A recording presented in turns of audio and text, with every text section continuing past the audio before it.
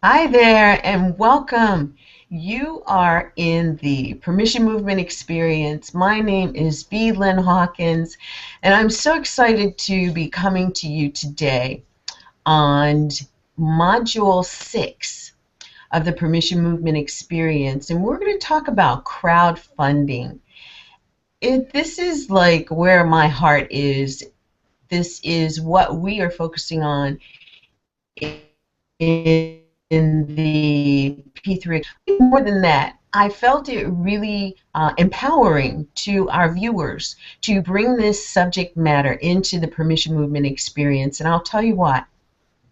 The Permission Movement Experience was created to bring empowerment and enlightenment to women entrepreneurs because of a book that 20 co-authors have gotten together and written that is an anthology. It is the stories that tell of the amazing sheroes journeys of these 20 co-authors, insightful, inspirational, yet they are also teaching opportunities because each co-author has brought a tool that they use that help propel their growth along their journey.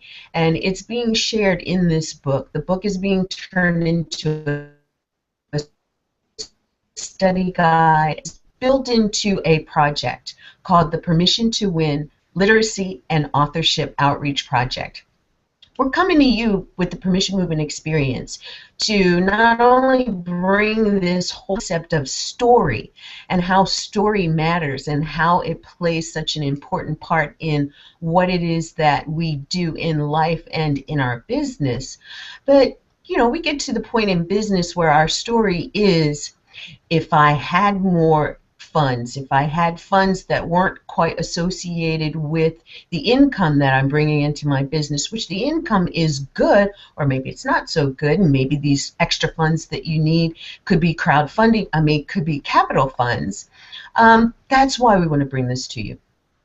The environment for capital gaining is such that if you have good credit, and if you have this going on, if you have certain amount of income in your business, you can get more. You can get into the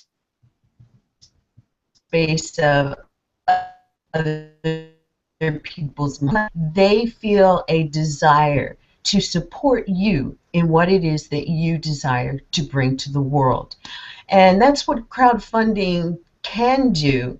And it can go across many ways. What we're going to talk about today is basically how do you work within the structure of crowdfunding in order to obtain the funds that you need. You set a goal and you work towards that goal. How do you ensure, or to the best of your ability, ensure that you're going to be able to reach that goal? Well, today, my guest and I are going to help you to understand what that's all about. And it's connected to the Permission Movement Experience because we will be launching our own crowdfunding campaign. And I'll give you a little bit more about that later on, including a link that you can go to help support us in our cause. And you'll hear more about it as we talk about the different stages of crowdfunding campaign development that we're going to discuss today. And we're going to have a special guest to join us a little later to talk about her project and how she has really focused on helping difference makers, and she's asking difference makers to help her. So with that said, I'm just going to get right into it and introduce my special guest, Manolis Sfinarolakis, who's founder of RealityCrowdTV. Manolis and I connected on Google+. I love G+, and if you're not someone who avidly and actively plays out here, you'll want to, and there are a lot of reasons why that over the course of the Permission Movement with us in all the various aspects of what it is we do, our other web TV shows, the Crowdfunding Incubator, any place that you might find any of us, It's going to be pretty much out in Google Plus, and we're just excited to bring this to you today. We're going to talk about the 9 steps to creating a successful crowdfunding campaign, and it involves crafting your compelling story. Every crowdfunding campaign is unique in so many ways, from what it is that you desire to bring in capital for, whether it's a book to be published, it's a prototype to get made, it's the delivery system for something to get out into the world. All of those things play in. However, there's just one thing that each and every campaign will have to have in order to make it or break it. And we want you to have success with your crowdfunding campaign. So, Manolis, welcome and say hello to everyone. Hello, everyone. Lynn, thank you for allowing me to be part of the permission movement. I love what you're doing, and I think it's going to be so beneficial to so many entrepreneurs all over the world, and I'm humbled to be here today. And as you mentioned, I am the founder of RealityCrowdTV Incorporation, and I'm here to help the audience go through the 9 stages of crowdfunding and share a few ways that we're trying to help entrepreneurs alongside the permission movement learn how to raise the funds they need. Well, thank you for being here and playing with me again. I love the interaction that we have. I love the incubator platform, and I love when I saw the 9 stages, it was like, yes, this is it. This is a success model that not only can I buy into, but I definitely want my clients and the people that I'm introducing crowdfunding to see and understand, so that they have no preconception about, you know, how do I do my crowdfunding campaign? Will it be successful? And is it actually going to be something I can do quickly and easily? And so we answer all of those questions as we're going through what we're developing today. But I want to introduce one of my business partner, and second, she's a dear friend. Third, she's here helping us out today. So if you have any, Cynthia Gardner O'Neill, and Cynthia is the creator of Harmonics, and she's the founder of the Center for Loving Consciousness. Hi, Cynthia. Hi. Thanks for doing. Thanks for helping us out today. So Cynthia has the auspicious task of being out there on your side of this hangout and helping us to see and address your questions, announce your comments, and really help this to be an interactive session, because we want to make sure that we're bringing to you the information that really will help you. The information that, bar actually coming in and engaging with us to help you, you will have enough information to really start thinking about these things on your own. So let's just jump in. Manolis, you know, somebody's got a crowdfunding campaign, and you know, we all know that it starts with an idea. From idea to campaign launch, there are several stages of development that people really should consider going through. What's the first one? What are they? And tell us about the first one.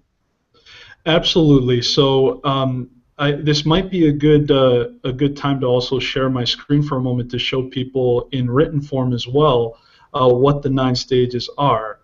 And so what I'm showing everyone here on the screen is a group that we're building, the virtual incubator and crowdfunding network, and the whole purpose of the group is to help entrepreneurs go through the 9 stages of crowdfunding.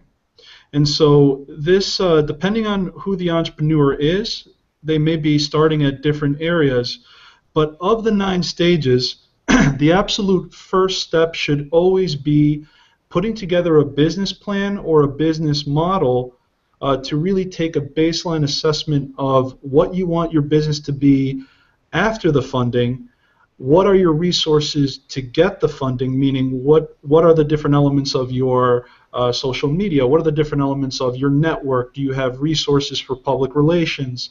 It's really the first step is the business plan or business model, both for your business after the funding and for your business to plan how you're going to execute this whole crowdfunding campaign. I'm so glad you brought that up, because the thinking around, building my business plan, what it is that I want to do in this campaign, I think there are two parts of it. One is just the business in itself and how this idea actually plays into your business, how you're going to really work it into being able to build business with it. And then the second thing is, for every business plan, every business strategy opportunity, and I bring this in, Stephen Covey says one of the 7 habits, start with the end in mind. So I really do think you have to have the vision of what the end is going to look like for you. And doing that will enable you to build back into the other aspects of what it is that you're going to need. But, it's like driving from New York to San Diego. There are a lot of different ways you can go to get there. You really want to map out the direction, the twists and turns, and the places you're going to stop and either spend the night or have a meal on your journey. And that's what we're talking about in the business planning and development stage. Stage 1. Plan it out. From vision to the plan to get there. It's key. What are you going to do afterwards? One of the things that I always focus on in business plan writing and development is, what's your exit strategy? So after you build this, are you thinking about, is it something that you can sell? If it's an idea, an invention, is it something that you can sell? Is it something that you want to sell that part of the business to? Build in your exit strategies, and that's the piece beyond the vision of, once this gets done, then what? Well, once this gets done, then what? Right, Manolis? You're absolutely right. And one thing that I see just from a lot of entrepreneurs who come to us is that they see the end in mind, and the end is the funding. The crowdfunding is the end. It's not the beginning of the journey. It actually, there's a lot more that has to be put into it in order to succeed in this crowdfunding process. And one reason why that plan is so critical is because throughout your journey to gain and garner support from others for your endeavor, they're going to be asking you specific questions. And if you don't have a well thought out plan of what your business will be after the funding, as well as how you're going to do it during the funding, you're going to have a hard time building credibility. People don't want to just give money to someone who's going to squander the opportunity. They want someone who is responsible, who has a plan, and that is how you get people to believe in you, is by having those questions answered before you ever begin raising funds. That is so key. Know the entire concept from vision to beyond, and then being able to build the steps to get there. Yeah. And we'll talk about more as we go through these steps. But I think it was a particular point to begin was the business planning. And it's probably one of the most time-consuming places along the 9 stages as well, would you say? I would say so. I would say that if a campaign is, to appropriately execute a campaign, you're talking about a 3 to 6 month period before you ever launch. And of the 9 stages that need to happen during that period, I would say a good month should be dedicated towards that. Just really, writing things down, talking to people, getting feedback, altering it, going through the process and dedicating a good month to really understand what it's going to take will set yourself up for success among the other 8 stages. I love it. So, okay, what's stage number 2? So again, I'll share my screen, and stage number 2 is also critically important, specifically for companies that have intellectual property that is of a product nature, of a technical nature. And so the second step is ensuring you secure some form of intellectual property. And with the piracy going on out of China, there's many examples that I could bring up if the audience would like to at on a different show, where an individual appropriately secured their intellectual property, but there was still the exact replica of their product being sold overseas. And so in this stage, not only are you securing your intellectual property, but you are also reviewing the patented items that are out there already to ensure that you aren't infringing on somebody else's patent. So it goes both ways. Protect yourself, but make sure you're not opening yourself up to litigation by taking somebody else's concept that may have already been created. And just one final thought on this, because many people come and say, well, you know, I don't have the money for a patent, or I don't have the money to secure my intellectual property, so I'm just going to wait, sign NDAs, and just wait to do this until I get the money. One of the things I would say to that is there is a certain protection to being first to market on something. So if you cannot secure the intellectual property, don't use that necessarily as an excuse not to bring your idea to life. To me, you need to find a way to get it into the market, and if you do have to move forward with it, being first to market, there is a certain level of protection. So I wanted to put that out there too, because a lot of entrepreneurs will stop because they can't afford the patent. So don't necessarily stop. Assess what you can do and continue the movement. Maybe it means that you have to break your funding goal down into sections, do some strategic crowdfunding around that element to raise funds to get your patents done. And then once that is in place, go to the rest of building the campaign out for the rest of what it is that you're desiring to do. And a lot of people don't think that you can break it into stages. This is a perfect example of how it is that by doing the business planning, the strategy, mapping it all out, can in fact determine. Because there are some projects where having that intellectual property protected than in some others. So you have the ability to weigh out the pros and cons for however it is that you're deciding to move forward.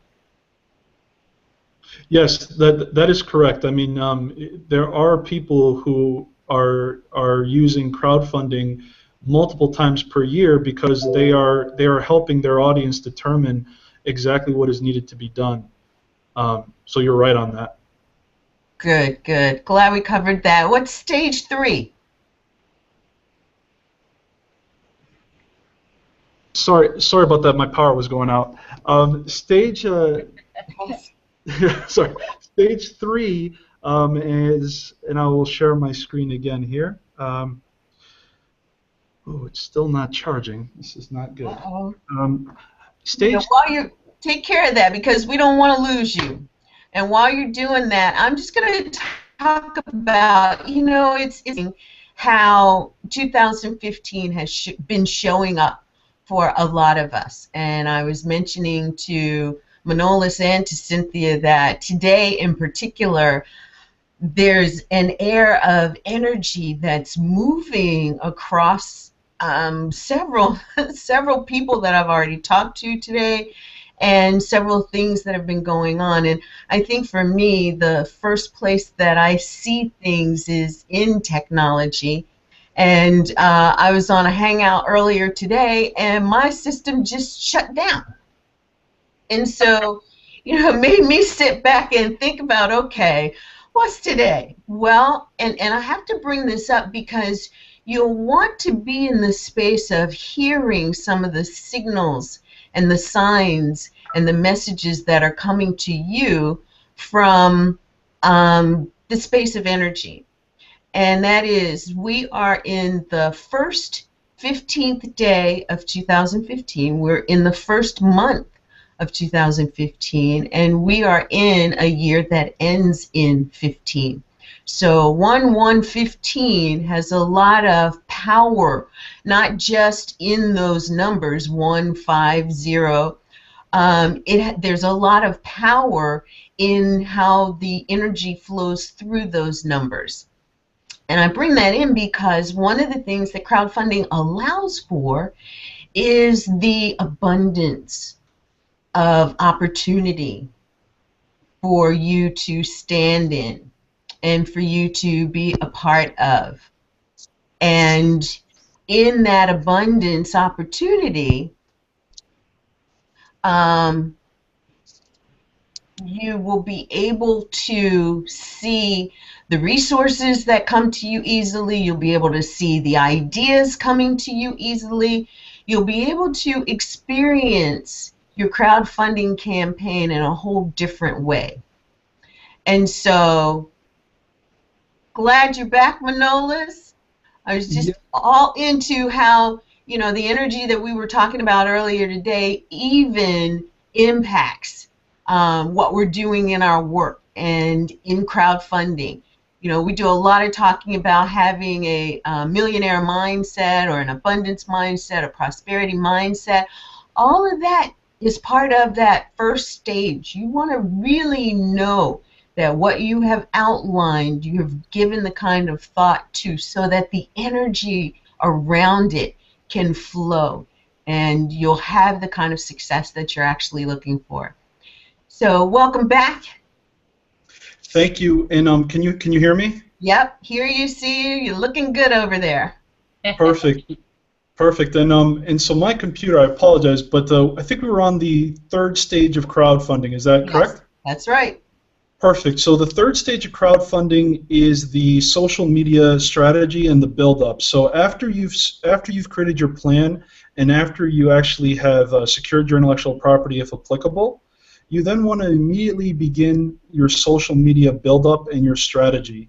And so that is ultimately translating what your vision is for your project into a communications plan that you will use in social media. And so elements of this include, you know, how is your company going to be? Are you always going to be sending out links? Are you going to be engaging with people? Are you going to be targeting a specific demographic that ultimately will be the ones who care about what you're doing?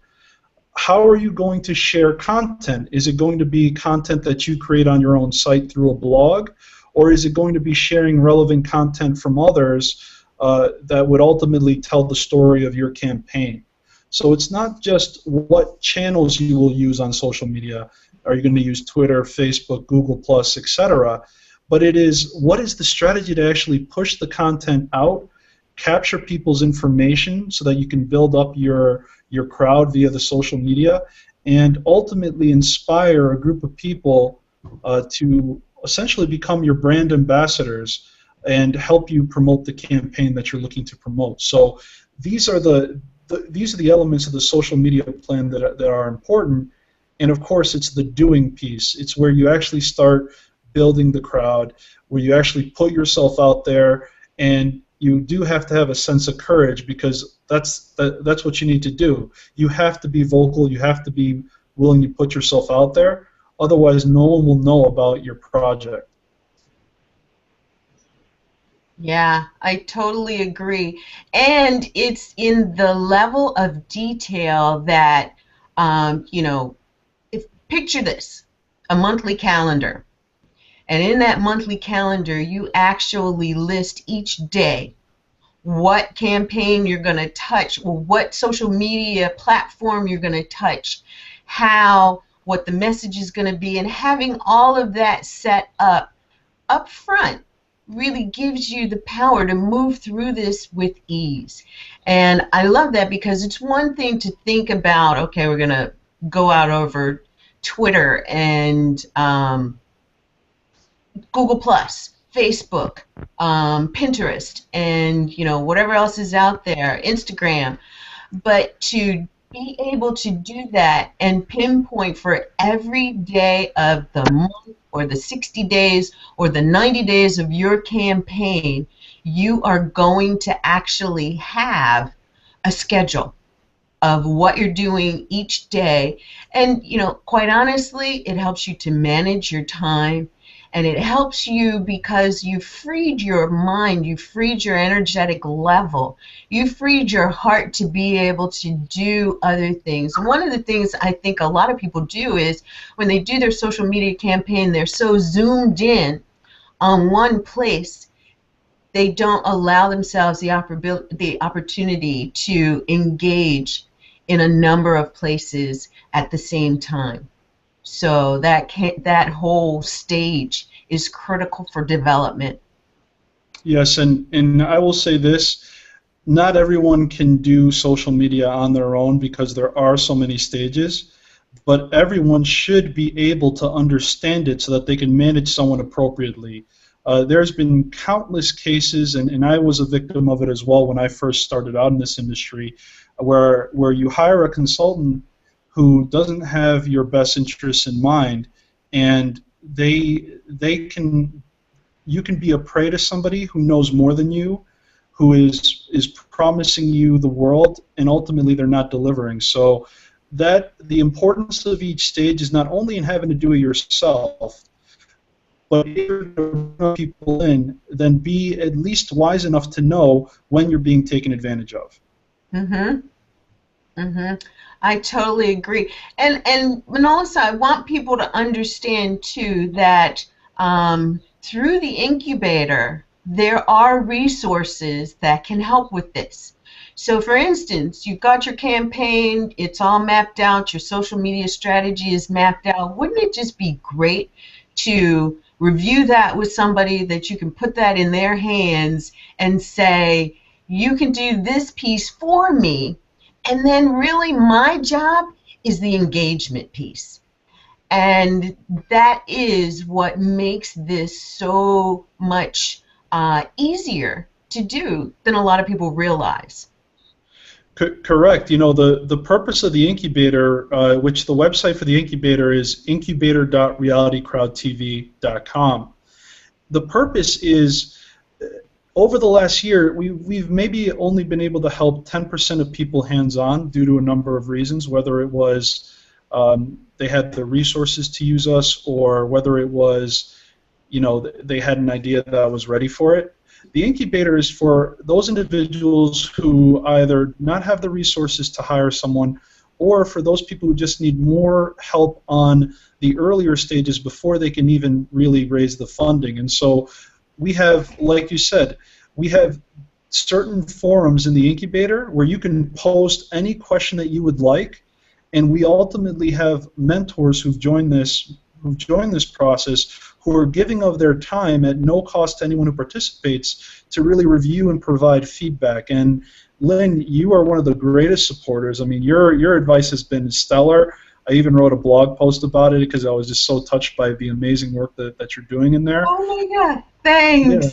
No, I mean, it's really incredible. And but there's others in there that help. I help when I can, and so for me, it makes me feel good that I don't only help the 10% of people who can afford it. I'm trying to create this community where everyone can help each other, and everyone can prosper together. And so. Thank you for allowing me to share that. But yes, I mean, there's so many ways that you can ask your questions at no cost and get the amazing advice of Lynn and other people in the incubator.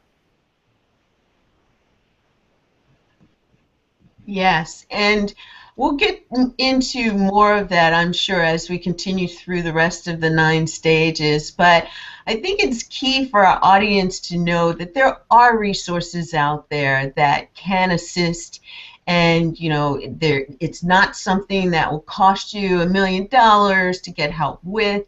And even with thinking about how I can make the most of my campaign, we want you to know that we are here to help. So, Manolis, what's stage number 4? Let's walk through stage number 4. Perfect. So just like you're building your social media in stage 3, another key element of promoting a crowdfunding campaign is the public relations strategy and setting yourself up for public relations, meaning, are you worth writing about?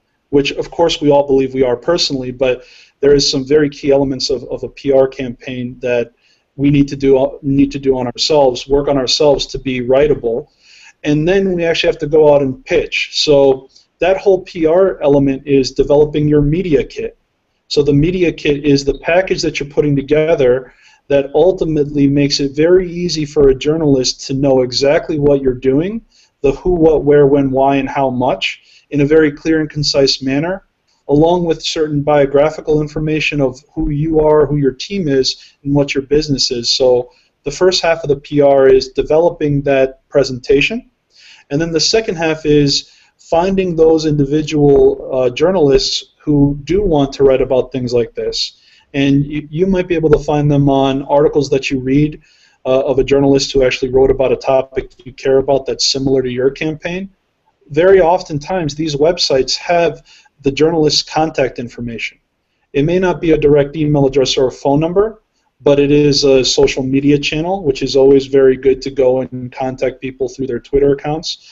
I've seen many campaigns get a ton of press just by tweeting out to a journalist and suddenly they wanted to write about them. Or you can actually purchase media lists from providers who have that, and that is actually a download of certain keywords that someone can provide you to give you email addresses, phone numbers, publication and circulation numbers for particular projects. So that would be the quickest way, but if you can't afford that, the way that you do it is you could find all that information throughout the internet. That's perfect. That's perfect. That PR piece is something that we often get kind of stumble over too. I know one of the things that I myself and a couple of clients have experienced is that, you know, there are people out there who are watching campaigns be launched and then will come to you and say, you know, I'm a PR person, or I can help you get social media exposure. I've got 1 million people, and, you know, for $99 or, you know, $199, I can get you exposure across 5 platforms and into this news feed. And what would you say to people who actually show up to you with that kind of an offer? So what's interesting is I see a lot of that happening when campaign creators have already launched their campaign. And so what I see a lot of times, and I think you know what I'm talking about too with an individual we're working with, Lynn. There are so many people once you launch a campaign who will post in the comments section of, let's say, Indiegogo to say, oh, I love your campaign. If you need some help, we can blast it out to this huge network of people that we have. All you got to do is pay us $50 to do it. Me, I'm not saying all of them are, but to me, it's very hard for me to justify charging anyone anything after they've already launched their campaign, because technically the 3 to 6 month period before they launched is what's going to make their campaign successful or not. So these individuals who are potentially preying on people and get their hopes up in exchange for this quick buck that they can make, and they'll blast it out to their Twitter followers. I mean, the Twitter followers will not necessarily care unless they've been told about this project and there's been relationships built, because anyone can buy 1 million fake Twitter followers and look huge. But what is 1 million fake Twitter? I'd rather have 1 real follower than 1 million fake followers.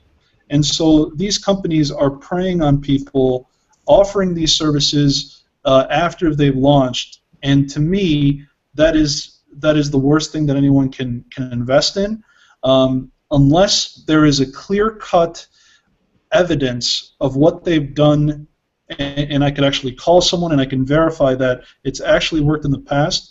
I bet you if you tried to go to that level of detail with these companies, they wouldn't be able to provide you evidence that it's worked. I would agree with you, and a lot of people end up thinking, I could use the extra help.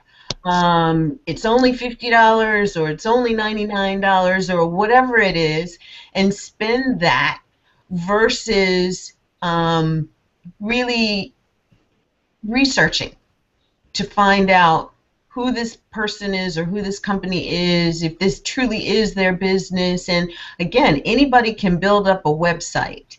So you really want to be cautious of that. And that's one of the other benefits of the incubator. Lynn Sanders, who has launched a campaign, had this experience, and she actually brought that experience into the incubator, asked the question, and got such great feedback on how to respond to it. And then the choice becomes yours, but you become educated about what's going on out there in the world that you may not know about yet. In the incubator, there are people who've had the experience and are able to give you the benefit of their experience. So thanks for sharing that, and that was great. Stage number 5. So stage number 5 is almost an extension of stage number 1. It's actually the campaign strategy. So this is where you've got some momentum going. You've built your social media. You're working on your PR. And now the strategy piece is, how am I really going to take the elements that I've built to date and actually convert it into physical benefits and assets for the campaign, the crowdfunding campaign. So, I mean, this is where you begin thinking, okay, so if I am a nonprofit organization and my goal is to help individuals who have cancer, is part of my strategy only the physical realm, or can I go to an industry association and network with members in person? If I can't make it in person, can I implement technologies like we're using right now, the Hangouts on Air, to ultimately build a profile and invite these organizations on my particular show? So this is where, now that you got the gears moving, the campaign strategy is focusing in on what is the most powerful and beneficial actions that will ultimately yield the most results specifically for crowdfunding. And sometimes we get so caught up on the number of followers rather than the quality or the relationship. So this piece is really looking at it and saying, what I really need to do here is focus on these key elements, this key demographic, and I have to build relationships, whether it's online or offline. And I also want to determine, what am I ultimately offering here, and how do I deliver that to my target market? So the strategy, it's a little bit like the first stage, except it's almost like another look back to say, okay, the pieces are in motion. Let's refocus and determine what's the key pieces here. It is the piece that says, I know what I'm doing, and if I didn't when I started, by the time I finished developing the strategy, I've got a great idea about what I'm doing. And again, I bring in the incubator because this is also a place where you can bring that piece of your campaign strategy and say, do I have all the pieces together? Is there anything that you would recommend that I tweak before I launch? And that's key. Not a lot of people will reach out for that kind of feedback. And I had someone tell me the other day, and I think it was one of the things that I commented on in the incubator, was I failed, and now I've got to go back to the drawing board. Well, yes, you may have to go back to the drawing board. Let's look at failure in a different light, because there is no failure. You did this. You launched a campaign and you got some results. Let's look at the feedback that those results have given you. And because of this feedback, what does it tell you about what you did, so that the next time you can do it differently? Cynthia is great about bringing up my friend Albert Einstein's quote about, you cannot change the future but by creating the by doing the same thing you did to get where you are. And I totally subscribe to that. But how do you determine what to change without looking at the feedback that you got from participating in that first try, that first opportunity? Cynthia, I know you can say it much better than I did. How does it go, girl? Well, one of the things is just resolving problems. So you cannot resolve a problem at the level of consciousness in which it was created. So we really have to go take the higher road. And also, I just want to say on Magnolias, I love that you brought up, as far as quality over quantity. That is huge for people to hear, about when you're going out there. It's what's in your market, what are you really looking to solve, and that's what we're talking about, going to a higher consciousness, is when you go into quality over the quantity. And that's what the majority of these campaigns are designed for, to bring a solution to the marketplace or to a group of people, to a community, to the world. And so thank you for that clarification. Now, Cynthia, while I've got you, are there any questions out there on what it is that we've covered so far? We haven't had any questions come in. Lynn Sanders, she actually put in the link to the incubator, RealityCrowdTV. Let's see. Okay, and we actually want you to get to it through skyhawkenterprises.biz/RCTV. And can you, Lynn, put that in our chat so I can share it with everybody? It is there. It's up at the top, and got it. If the page is showing not found right now, it will be up shortly. Got somebody working on that right now.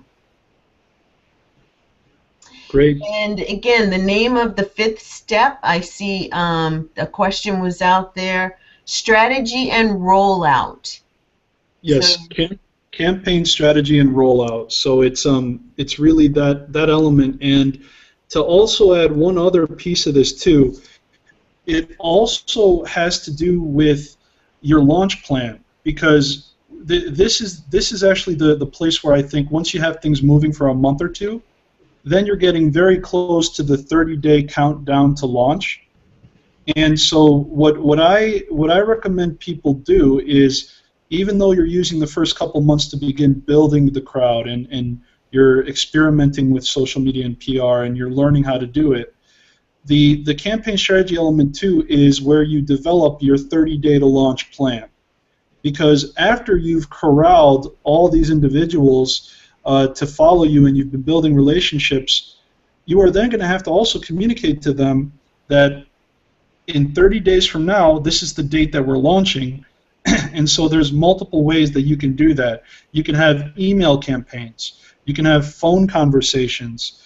And what many people don't know is that all these 9 stages, it's to ultimately receive 30% of your funding goal within the first week of launch. Because that 30% of your funding goal ultimately can trigger the algorithms of the larger crowdfunding sites to put you on your front page, so that you can then receive a whole new audience who you would never have received without that initial burst of momentum. And what also people don't realize is, unless you are a celebrity who has a huge following already, a big piece of that initial burst of funding will need to be you reaching out to your traditional network, your friends, your family, your close associates. And so these are the elements that I think most people don't realize. Social media and PR will not be what normally would not be the initial burst of funding. That initial wave of support is coming from people who have known about this from the moment you started, people who are willing to be part of this strategy you're rolling out, and that is how that initial momentum is built, both offline and online. I just want to jump in because I do have a question here from Lynn Sanders. Is what's the name of the 5th step that you were? Yeah, we just mentioned that. It was the campaign strategy and rollout. Okay. Thank you. Yeah. So Manolis, what's stage 6? So stage 6 is getting those people to sign on to you. So networking and team building. And by the way, these 9 stages, they don't have to go step by step per se, because you've probably been networking and team building during the whole process leading up to the 6th stage. So I mean, these are the stages. They happen in different order. So this networking and team building piece is finding individuals who are interested in supporting what you're doing. And let's talk about compensation for a moment, right? A lot of people have it in their mind to say, well, why would someone help me if they're not getting paid for it? Why would someone want to help me if they're not being paid for it? And I will tell you that you have so much compensation to give people that is not monetary in nature. You going ahead and teaching them every step along the way, you transferring that knowledge that you're encapsulating during this process is very much valuable to people. And RealityCrowdTV, over the last year and a half that we've been around, we've had volunteers who've come in, we've taught them what they needed to do, and then they moved on to go on to their own ventures and go on to do bigger and better things. And so, you know, compensation is not necessarily monetary, and so the networking and team building phase is make sure that you're completely passionate, bought in, make sure you've done a lot of the stuff on your own, and you will be able to inspire people to want to support you because they've seen the road that you've traveled, and their compensation is knowledge transfer and the ability to be part of something that's greater than themselves. Beautiful. It truly is, and it is the reason why my aligning with the incubator has been with such ease and grace and flow and brought such joy to me, because that is a place where I can contribute, and I know that there are people there who really need this information, who are really in the space of utilizing this information. And to know that I'm there to help is what we're talking about. Giving Lynn, from the heart allows you to be open to receive so much more. And Lynn, to kind of add to that conversation too, I've learned a lot from your responses in the incubator. So it's not just for individuals who need to learn how to crowdfund. Being a contributor in the incubator for me and watching the advice that others are giving is actually educating me. I will never say that I know everything. I will never call myself an expert on anything, because things are moving so quickly that if you don't keep up to date on the latest trends and on the latest tactics and advice, then you're going to be forgotten. And so I thank you, because I've learned a lot from you in this as well. And it's as much of an educational experience for us as it is for the incubatees. I agree. I agree. And likewise, I have learned a lot from you, and just some of the resources and resource knowledge that you have. I see a great synergy here, because there's resources and resource knowledge that I have that, you know, this is what we're talking about. This exchange, helping others, is also helping us. So we want people to participate in the incubator, not just as an incubatee, but there are also other ways to participate. And but truly, if you are someone who's interested, who has that idea, interested in developing that idea, right here in the incubator, and you know, I have to say too, that's what we're focused on in the P3 Academy of Social Entrepreneurship, because we want you to, along with building your campaign, build your business. One of the segments of the Academy is your book and your business in a book. How do you use a book to actually build business? That's an area of expertise that I do have. I've been there. I've been living in it. I'm doing more in it. That's part of what the Permission Movement is about, this co-authored book that brings women entrepreneurs writing their stories for the benefit of women entrepreneurs, because that's our market. We want you to have this book, The Permission to Be Powerful, for you, women entrepreneurs. But we also want you to understand that the social enterprise piece of it is that each of these 20 co-authors now has the opportunity to go out and say, I'm making a bigger difference in the world. Here's my work, and I'm making an impact in the world, but here's something else that I'm involved in that's making a bigger difference in the world, and that difference is helping women and girls with the things that are discussed in this book, having the study guide, having the leader guide. We're building leaders, we're building readers, we're building additional authors, because the girls and women who finish this project will be able to also write their own story in a book series that's going to be published called Permission to Win. And it's their story of their visioning the future, a different future than what their past has been written as. And that brings us to this whole aspect of writing a new story.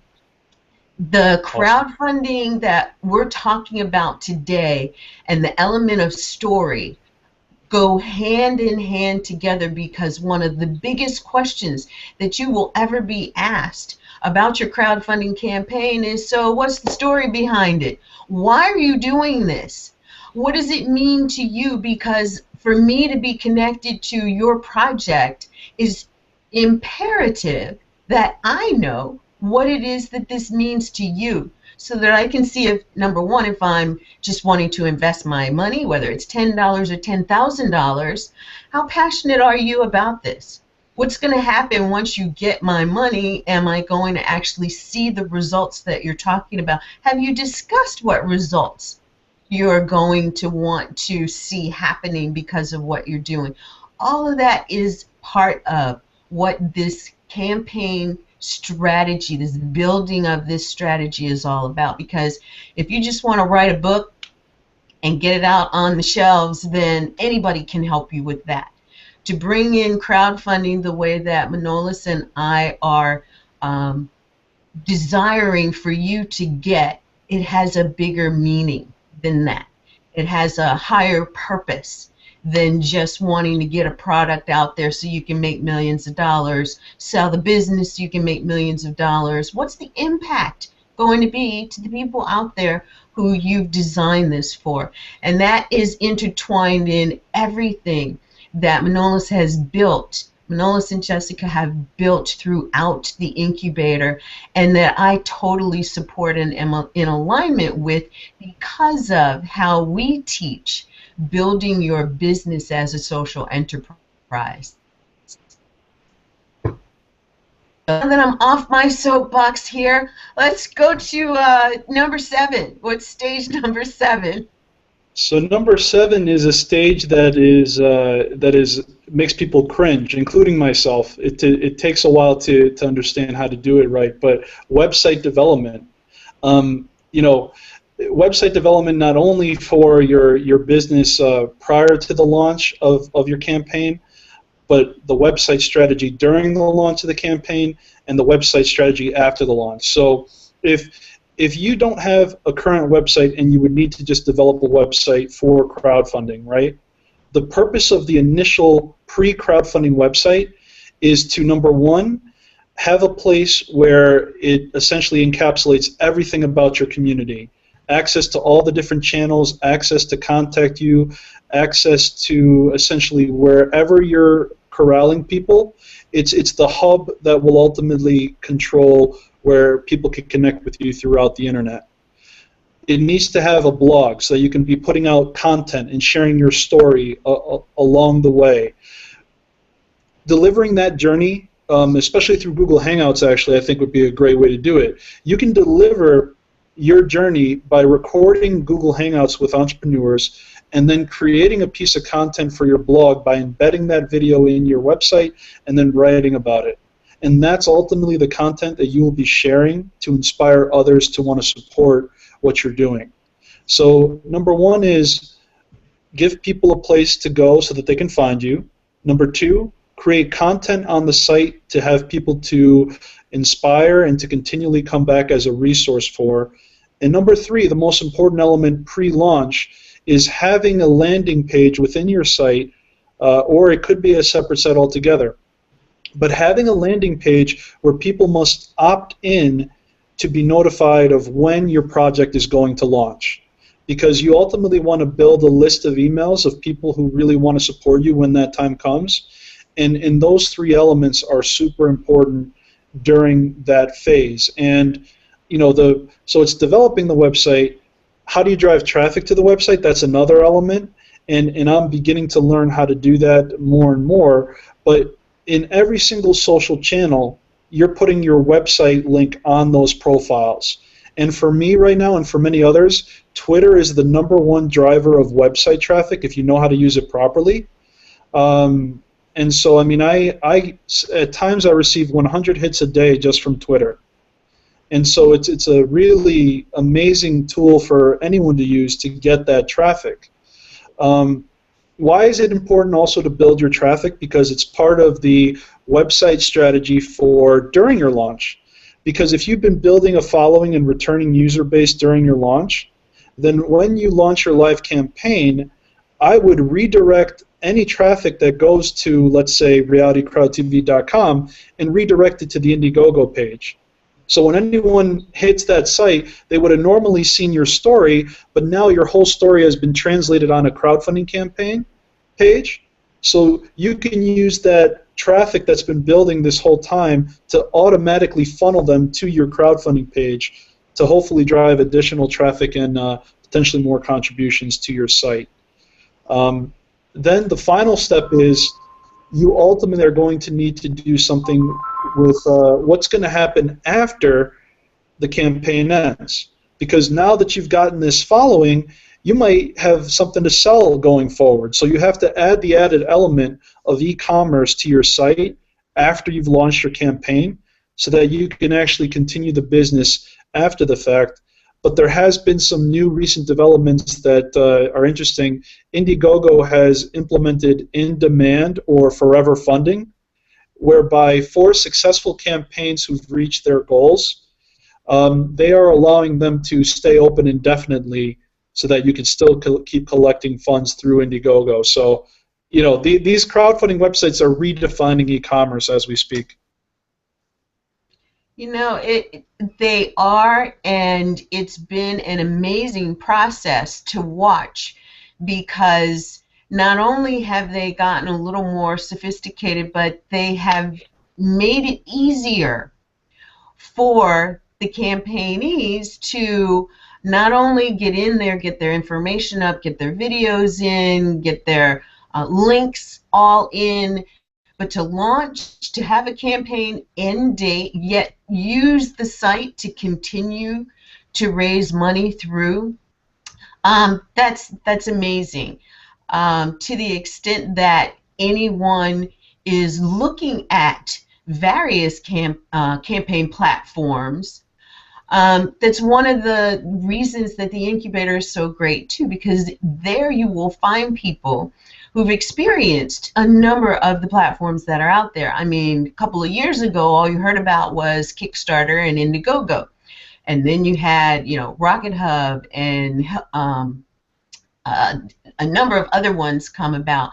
Not to mention the fact that there were some out there that were operating that were pretty much silent to the masses, who are now building their presence and doing some really great things. I know that one of them that that RealityCrowdTV is actually highlighting because of some of the things that they've actually done is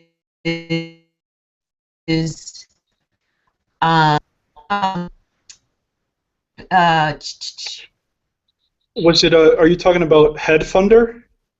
Headfunder is one, but what's the other one that the woman who's like the chief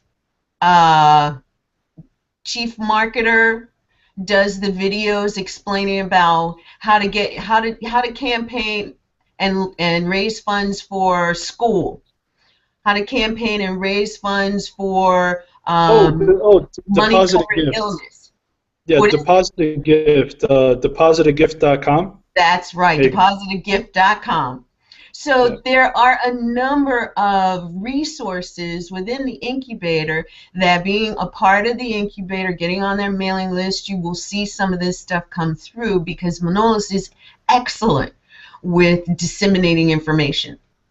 And then participate. Don't just sit on the sideline and grab all this information that clogs up email and, you know, puts you in a place of overwhelm because you see all of this stuff coming to you. One of the things that you may want to consider for 2015 is really honing into and honing in on what is the most beneficial for your business, for your project.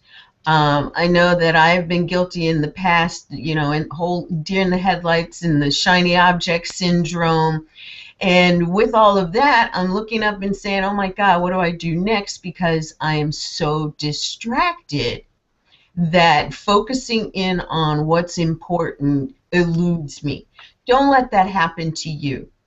Focus on what is most important by unsubscribing to some of the things that just sit in your email box, and subscribe to the things that are really providing massive value. People that always want you to buy something aren't necessarily always the ones that have what you need. So keep that in mind too. And then, you know, you were talking about the profile and video. Let's talk a little bit more about the whole fulfillment piece, which is number 9.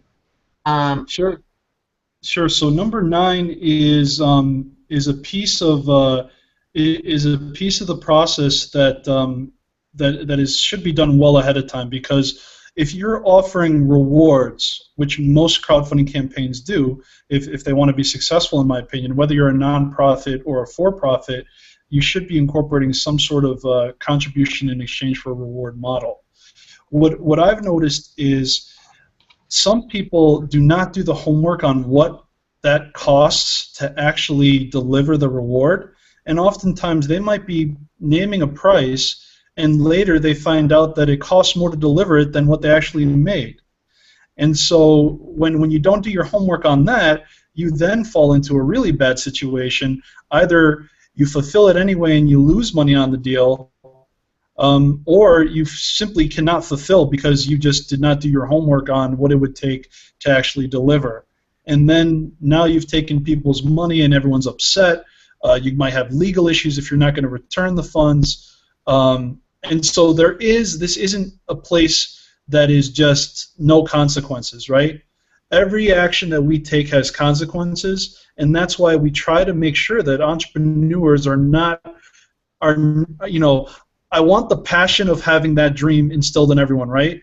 But that passion cannot be reckless. It cannot be passion without restraint, because you can have both. You could be passionate, but you could also have a well thought out plan that will protect you over the long term to ensure you're not making a serious mistake.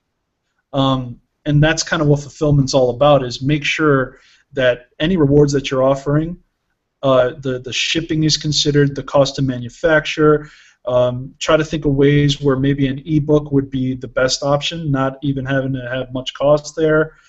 So it involves strategically thinking of what to offer, and it also asks specific information to ensure you're pricing accordingly.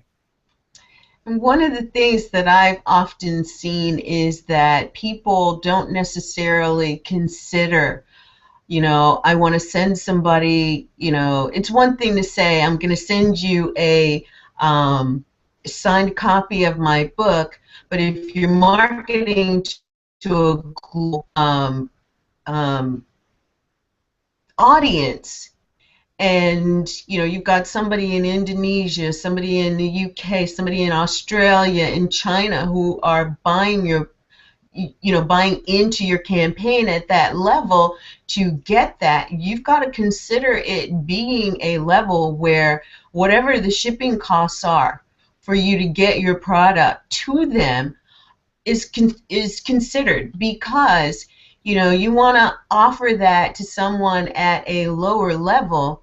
You talked about looking at your cost. the bigger concern is in raising the funds that you've set out to raise. If you're going to have opportunity costs at 10% of what it's going to cost you to raise, then you need to have considered that in your budget, so that, if you've set a $30,000 level, yet you haven't considered any of the costs to get these campaign dollars in, then your level maybe really should have been $3,200 or $35,000, because you will have costs associated with some of the things that you're doing, which is, again, something covered in the business planning stage. What are your fulfillment requirements that you're setting up for yourself, and what's the cost involved? And I love how you said if there's anything that you can do virtually, that's where you want to start. And start that throughout all of your lower levels. Grow that virtual opportunity in your lower levels to the degree that as you get up to the higher levels of contribution and you start really incurring cost, then you know what your costs are and you know what your revenue opportunity is. Correct. And so, I want those who are out there in our audience, if you've done a crowdfunding campaign and you've come across any challenges, let us know what those challenges have been, because at this point I'm looking at the time. We're going to give ourselves about 10 or 15 more minutes to actually talk in this portion about how your story really impacts your crowdfunding campaign. Yet I want to make sure that if there are any questions out there, that we do address them. Now, Manolis, this whole story thing, and for me it's taken story to a whole nother level, because one of our guests in the permission movement, one of our celebrity guests, actually did a training on story and around story leverage. How do you leverage your story in order to increase business, in order to increase your potential in relationships, in order to increase your own level of self-confidence? And all of that comes into play when you are building a crowdfunding campaign, because if you don't know what piece of your story to tell at any level of the networking or the actual campaign promotions, then you could either say way too much and turn people off, or not say enough to draw people in. What's your take on, the whole, how does story impact your campaign? So very, very important point, Lynn. And it's kind of an art, to tell you the truth, and I always have issues with it myself, because some people you could read, others you can't, and so in a certain way, the way that I'm able to tell my story in a way that it could be applicable to just nearly anyone is, first I hear their story. If I can hear their story first, then I can garner little nuggets of what is valuable to them, and I can make my story applicable to their story. It's not about promising people something that is not true. It's not telling people what they want to hear. It's being honest about what your story is and understanding that it's applicable to just more than one potential demographic, especially when you're talking about strategic partnerships as well. There's ways to form strategic partnerships with seemingly competing enterprises. But if you're able to tell the story of what you're offering someone in a manner that really clearly articulates the why in what you're doing, and also aligns their why with your why, I mean, that's ultimately the goal. Is whatever your why is, first you got to know what their why is in order to get them to understand what your why is and get them to want to help you. And I'm not sure if that's what your colleague told you, but to me, I always want to start the conversation. Every phone call I have, I always say, So yeah, it's an honor to speak with you. I'm really excited to potentially work with you. So please tell me about your business. I'd love to hear about it. And if someone catches me first on that, I'm like, crap. I don't want to be first. I want them to be first.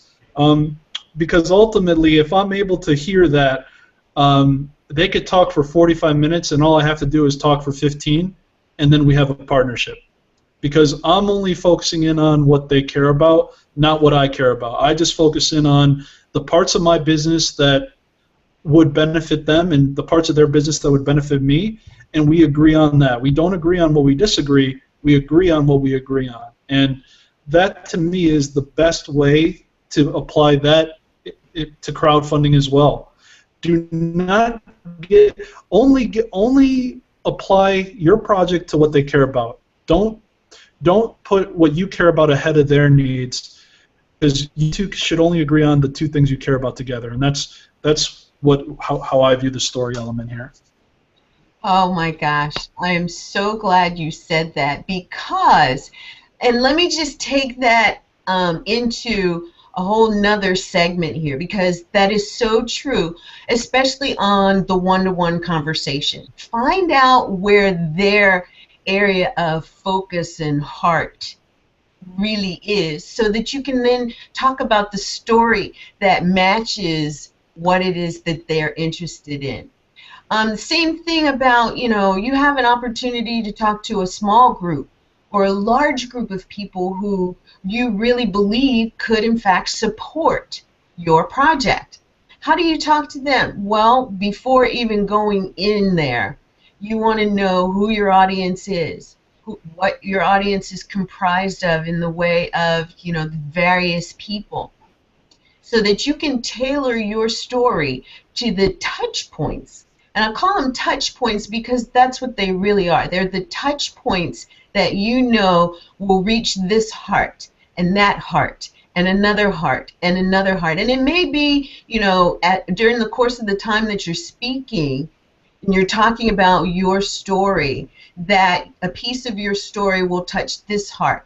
Yet another piece of your story will touch this person's heart, and another piece will touch this person's heart.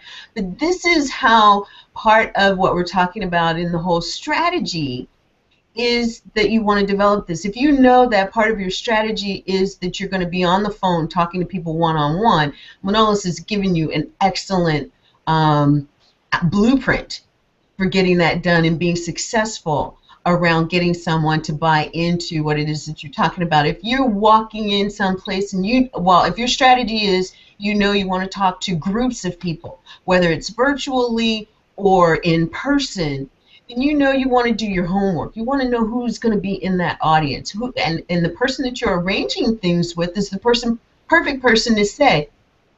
So what's your group comprised of? Who are the people that actually come to this? And if you know that it's a wide range of people, then you want to build your story elements to touch each piece.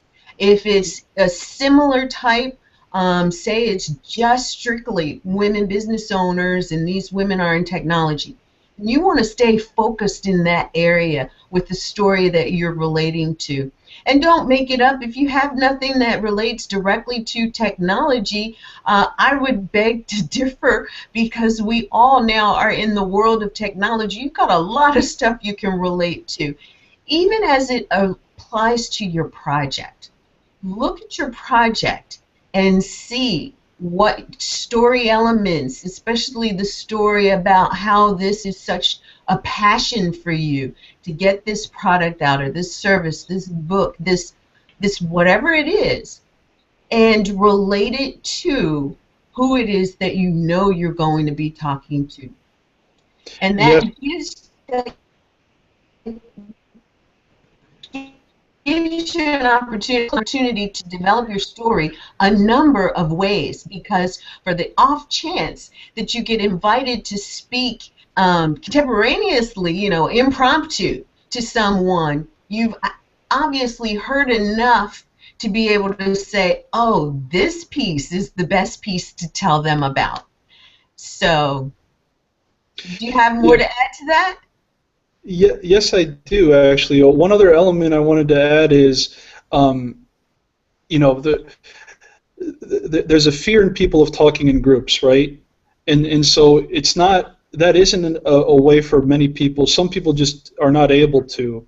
But just one organization I'd like to share is Toastmasters. If you are trying to learn how to be better at public speaking, that is a very safe environment, Toastmasters.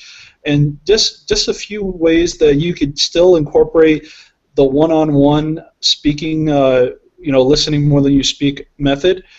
When I go to a speaking engagement, whether I'm the speaker or I'm watching another speaker, the best speakers and the most engaging conversations come when the lecture is only 15 minutes and the conversation is 45. To me, that's how you have one-on-one interactions, by inviting the audience to ask, because you won't know what they're thinking unless you're providing a forum of collaboration, because many speakers come in and they lecture for an hour, then they're gone, and you have no questions answered.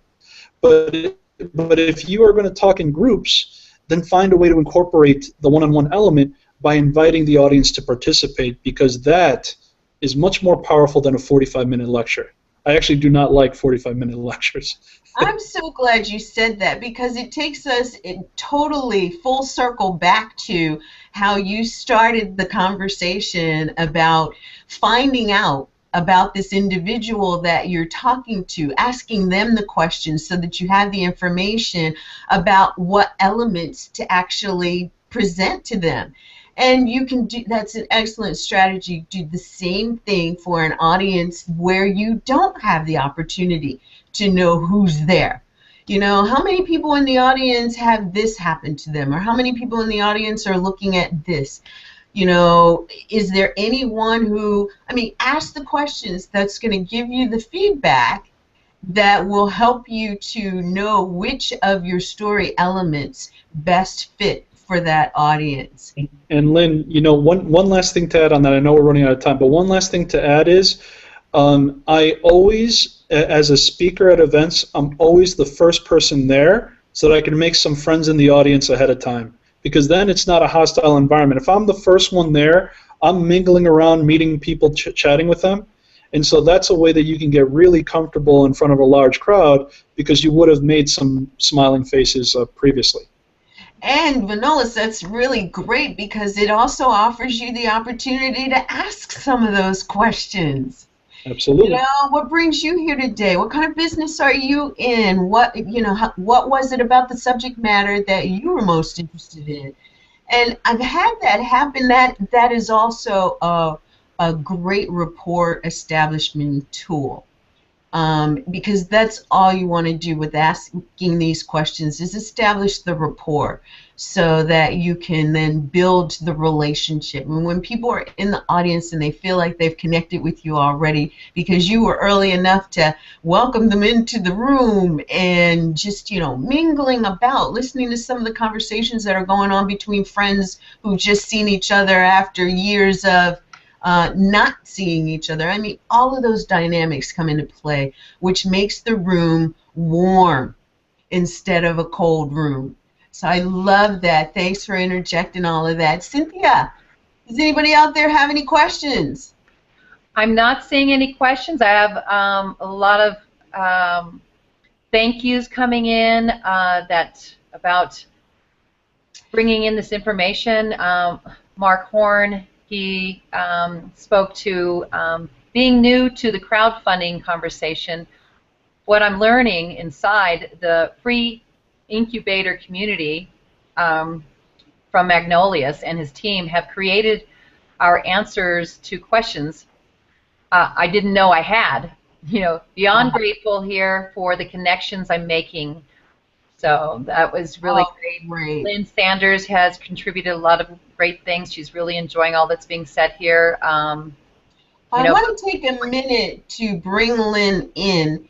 Lynn, I am sending you the link via Google Chat, because I would love for you to tell our audience what your passion was behind bringing your book project full swing to the campaign, and Let me find you real quick so I can send this to you.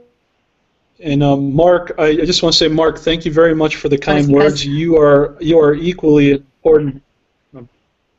absolutely.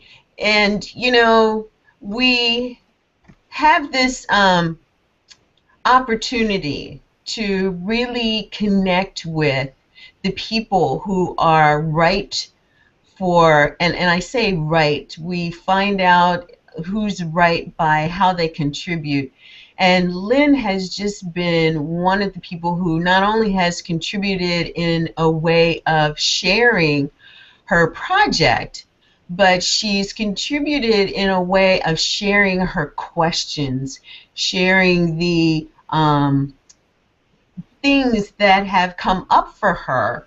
One of the things that brought to my attention to bring to this whole experience has been the question that you asked. Find out who's right by how they contribute. Now, Lynn, if you can pause the video, then we won't, because we've got some feedback on your end. So just pause the video in the event page, and then I clicked out of it. oh, okay. All right. Well, you are here. Welcome. Thanks for joining us today. It's an amazing program. This is so fantastic. I'm very grateful to learn from all of you. Such a great contribution in the incubator. And I mean, personally, in my life, working with you has just been fabulous. Oh, likewise. Very grateful to know you. I think energy is the key to. So, your book to life. I'm sorry, I didn't hear the question. Tell us a little bit about your story.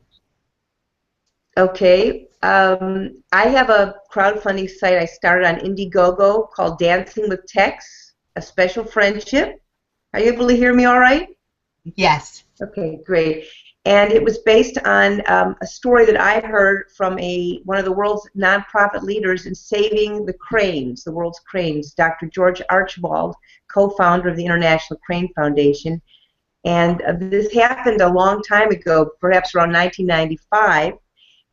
George told me about how he helped a rare whooping crane lay a fertile egg after 6 years of effort, because he has always been passionate about saving the world's cranes, and the whooping cranes are the most endangered of all the 15 species.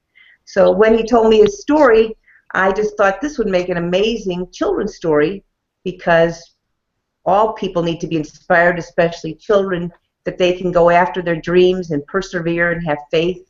And George actually was able to help this rare crane named Tex lay a fertile egg, because he came up with a lot of great ideas, but he also persevered. So anyway, it took me a long time, and I kept having doubts about myself in doing this book. And I took courses and sent out basically my script to different publishers, and actually had even gotten accepted at one point, and then the publisher ran out of funding. So I finally decided this year, after turning a significant birth date, that it was now or never. I just needed to get the story out, because I feel that our world needs more positive, inspirational stories.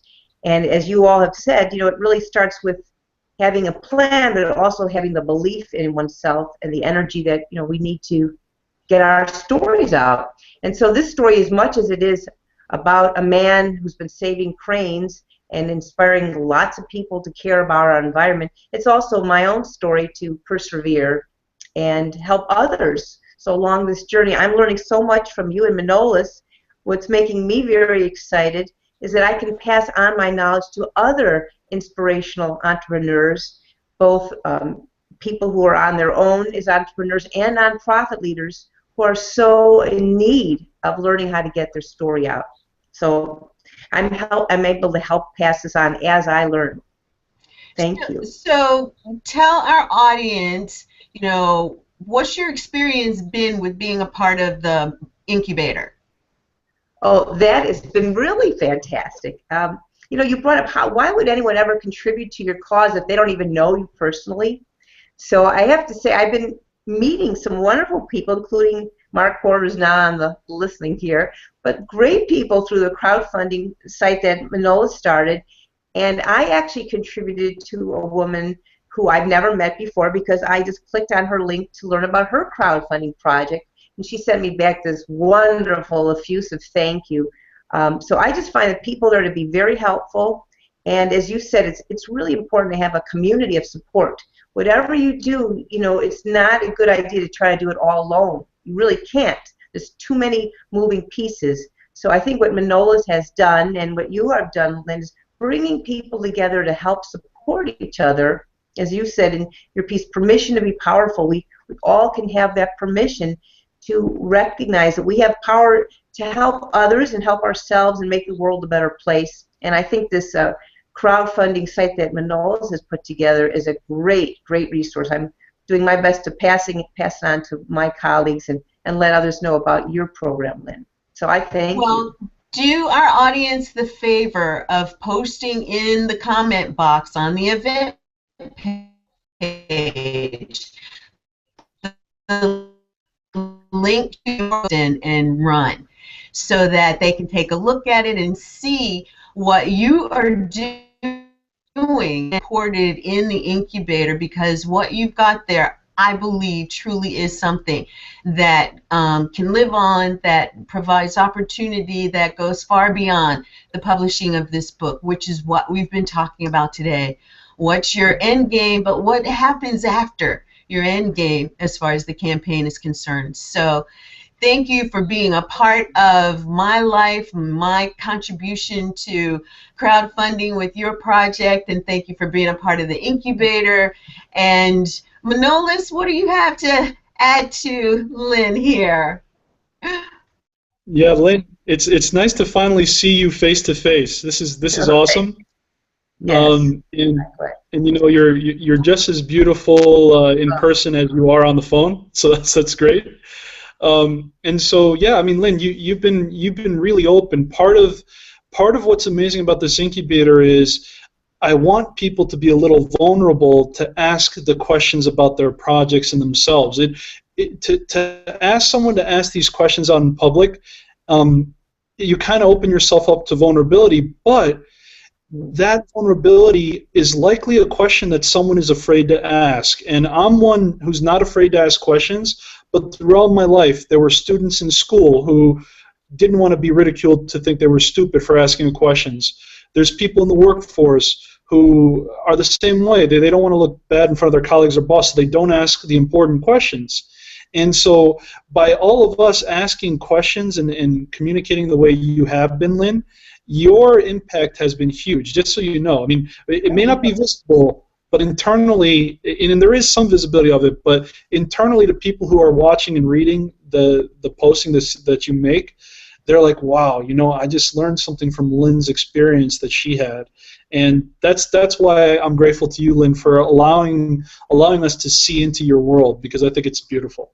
Thank you so much. It really does take courage, as you say, to be vulnerable, but I think that's the best way to make relationships where people really can get to know the real you, the inner you.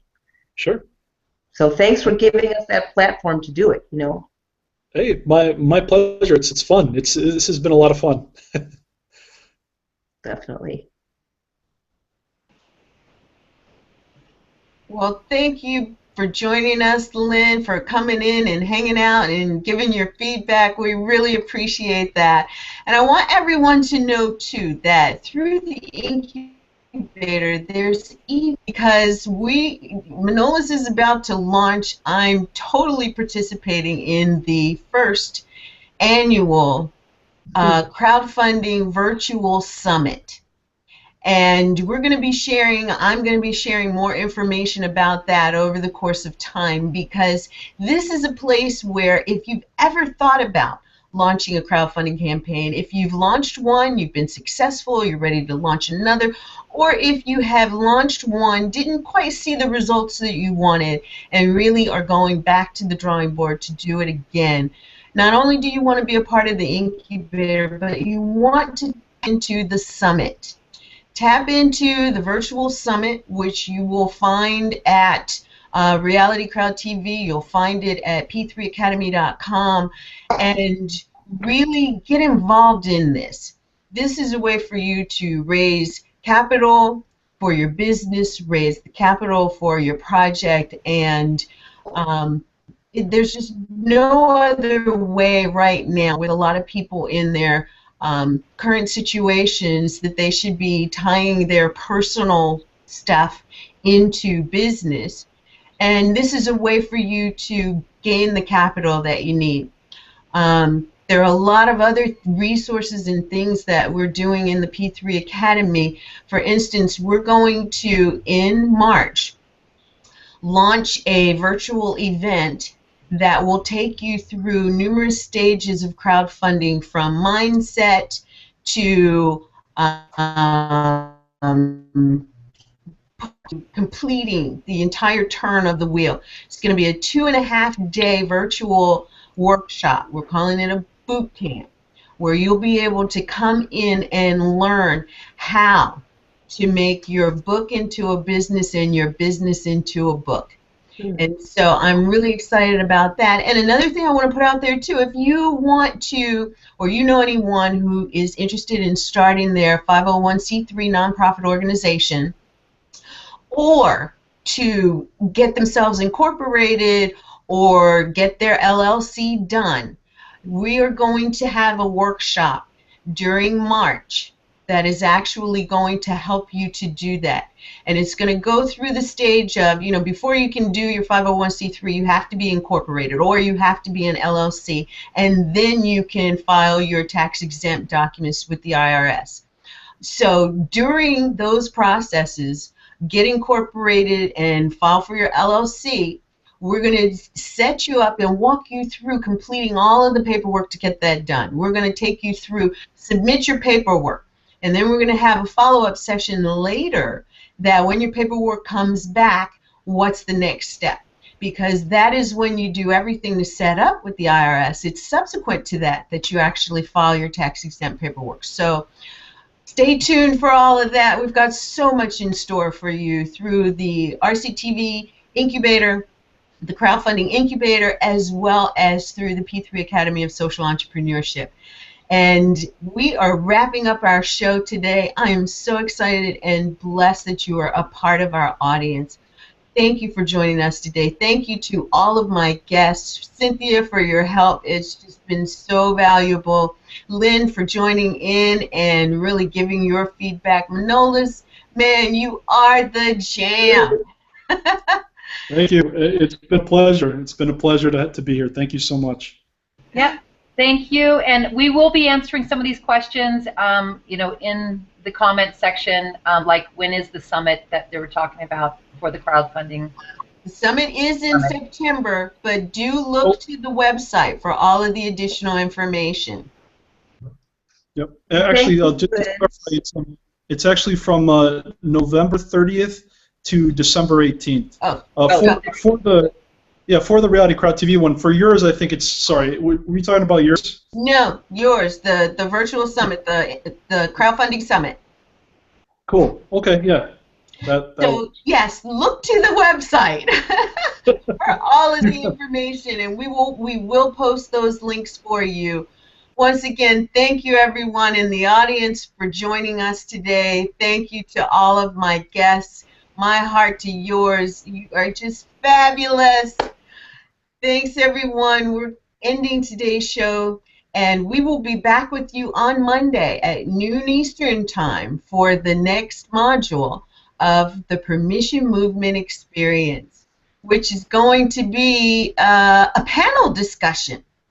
So if you are interested in hearing about how Story has elevated some of the co-authors who are prominent women in business to the level that they are now and the work that they do now, you'll want to join us on Monday, January the 19th, 12 o'clock noon, right here, same place on Google Hangouts, and you'll be seeing the invitation shortly.